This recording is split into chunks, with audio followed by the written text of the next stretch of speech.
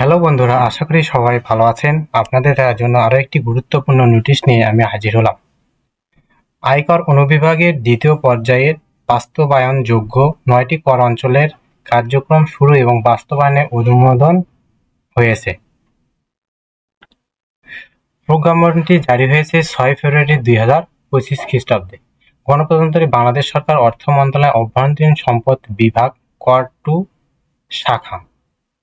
অভ্যন্তরীণ সম্পদ বিভাগের 19 নভেম্বর 2023 তারিখের স্মারক নং সরকারি আদেশ মূলে জাতীয় রাজস্ব বোর্ডের আয়কর অনুবিভাগের প্রশাসনিক সংস্কার পুনর্গঠন সম্প্রসারণ পূর্বক বিদ্যমান অফিসের অতিরিক্ত 20টি কর অঞ্চল, 4টি কর আপিল অঞ্চল, 4টি বিশেষায়িত অফিস সহ মোট 28টি নতুন অফিস সৃষ্টি এবং বিদ্যমান অফিসের মধ্যে 11টি অফিসের জনবল সংযোজন বিয়োজন করে 657টি ক্যাডার পদ স্থায়ীভাবে এবং বিভিন্ন গ্রেডের 3943টি নন ক্যাডার পদের সৃজনে সরকারি মঞ্জুরি জ্ঞাপন করা হয়।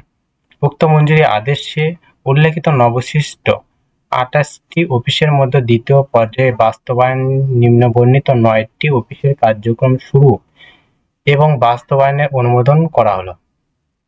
9টি অফিসের নাম হলো: 1 নম্বর করাঞ্চল 5 চট্টগ্রাম, করাঞ্চল 6 চট্টগ্রাম, করাঞ্চল কক্সবাজার, করাঞ্চল যশোর, করাঞ্চল কুষ্টিয়া, করাঞ্চল নোয়াখালী, করাঞ্চল দিনাজপুর, করাঞ্চল ফরিদপুর, করাঞ্চল নরসিংদী। জনস্বার্থে জারিকৃত এই আদেশ অতি বিলম্বে কার্যকর হবে। অবগতি ও প্রয়োজনীয় ব্যবস্থা গ্রহণের জন্য অনুলিপি প্রেরণ করা হলো: সিনিয়র সচিব, জনপ্রশাসন মন্ত্রণালয়, বাংলাদেশ সচিবালয়, ঢাকা। সচিব, অর্থ বিভাগ, অর্থ মন্ত্রণালয়, বাংলাদেশ সচিবালয়, ঢাকা। চেয়ারম্যান, জাতীয় রাজস্ব board, Dhaka. President, taxes appellate tribunal, Dhaka. সদস্য, কর প্রশাসন ও মানব সম্পদ ব্যবস্থাপনা, জাতীয় রাজস্ব বোর্ড, ঢাকা। যুগ্ম সচিব, অভ্যন্তরীণ সম্পদ বিভাগ, বাংলাদেশ সচিবালয়, ঢাকা। আশা করি সকলে বুঝতে পেরেছেন।